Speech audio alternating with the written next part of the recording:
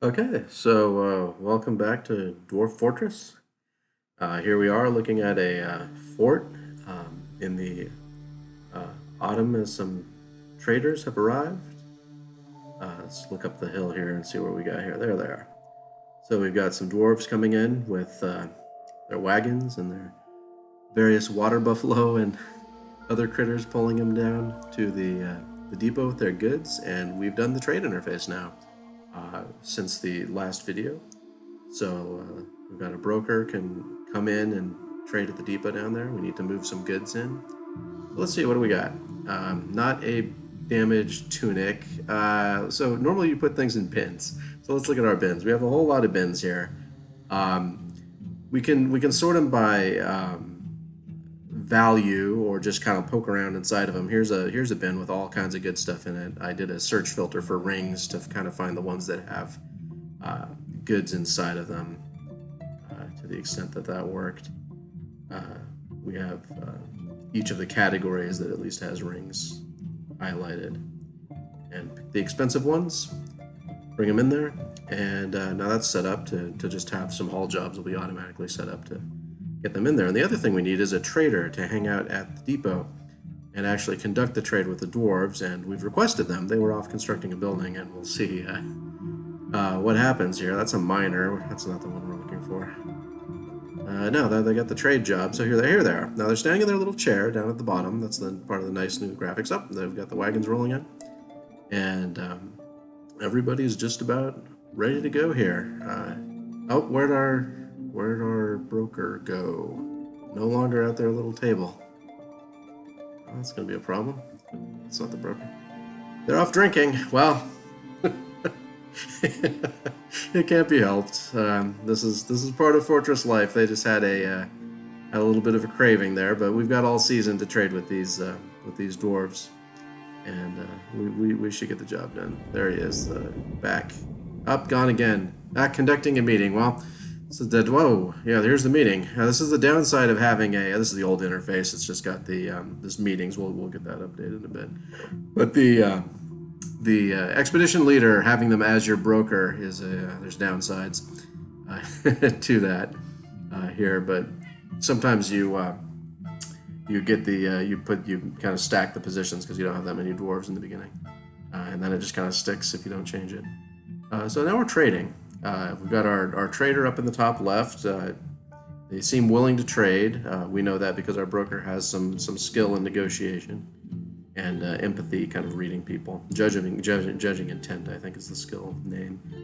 So we've got all our stuff. We've got plenty of money. Can't really buy out the whole caravan here, but let's say we want to get all of the booze. You could do a search for something like wine, and now we've got all of the barrels showing here. Just kind of gives you the category here that contains wine. And there's a dwarven wine barrel, for instance, there. It didn't narrow it down more, I think, because of how the filters currently work, but we can just buy out this whole section anyway. And with one of those bins we brought over, the trader makes a healthy profit there. It's in green at the bottom, so you know it's just going to go right through. Now, if I want to get all of these gems, too, now the profit's yellow, that means that the trader's negotiation skill is going to come into play, and we failed. So they want an extra crown worth $800. Shoots the profit way back up into the green, but because we were haggling, we kind of have to eat it. But now the trader's happy, and we could continue trading and maybe try and cut it a little close again. See what we can do. But you know, here's trading, so that's cool. We got all this crap in the depot now. Some of it's ours, some of it's theirs. So let's go check some other stuff out down in the fortress here. What a nice fortress. Zach made this one. Kind of carving away, making some workshops and stockpiles, and there's a big old workshop there, all the clothing workshops and things. Now we have a dwarf in this fortress that's unhappy.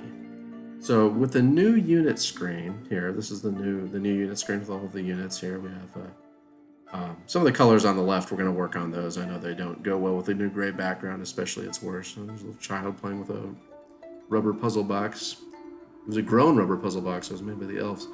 Okay, so we can sort by stress. There's a woodcutter, the only person who's really stressed out in the fortress. So now we can just teleport to them. This is way easier than it used to be in kind of the old vanilla dwarf fortress.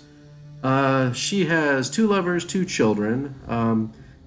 Could potentially be the source of the trouble, but not really. They tend to get along in the game. But we've got worried about lack of decent meals, unable to make merry. So they just kind of want to hang out and relax. And they've been out here in the rain cutting down wood. And so this dwarf probably just needs a break. Let him have some time in the tavern, and probably get him back on the road to recovery. So yeah, you can go look through and diagnose the problems, and that'll get easier and easier to do as we fill out more of the little tabs you can click. Oh, someone grew up. Lots of little announcement icons on the left we can just clear. Yeah, so let's go down and check out some more fort here. Got the gem stockpiles here. For instance, Zach has hooked these up so that the one on the right will take rough gems from a rough gem stockpile and then output the cut gems to a different stockpile here. You make these little links to make things a lot more efficient. Dwarves can just drop off the rough gems here, and then the jeweler doesn't have to walk very far at all, just to move things between these stockpiles, and there's a finished goods stockpiles to take little figurines and stuff that might get cut. And also for encrusting when you encrust finished goods. Now let's look at the work order system. There's already a couple work orders Zach set up to brew plants and things. I'm going to make a new one. So I can make a jeweler work order, but I have to go back and look at the rough stockpile to see what we actually have. So let's just make a nice one for say some carpentry. Let's do wooden chairs. And so here we are. Now we have, that's all. Just click. You have a 10 wooden chair order. You can change the numbers, plus and minus, or if you want, you just click type. So you make 15 chairs, say. You can change priorities of the orders. Just click them around a little bit. So now the wooden chairs, the new order is the highest priority order. You can set conditions on them. This is a kind of powerful system, but we've made it a lot easier now. There's suggested conditions down at the bottom. You used to just kind of have to manually build these things or know like which arcane buttons to press to make the right stuff pop up. But now you can just say, well, if I've got less chairs, thrones is the general category. If you've got fewer than 10 chairs and kind of more than 10 logs, then go ahead with this order. You could try and make them into wooden thrones. This is the kind of stuff that's still pretty arcane.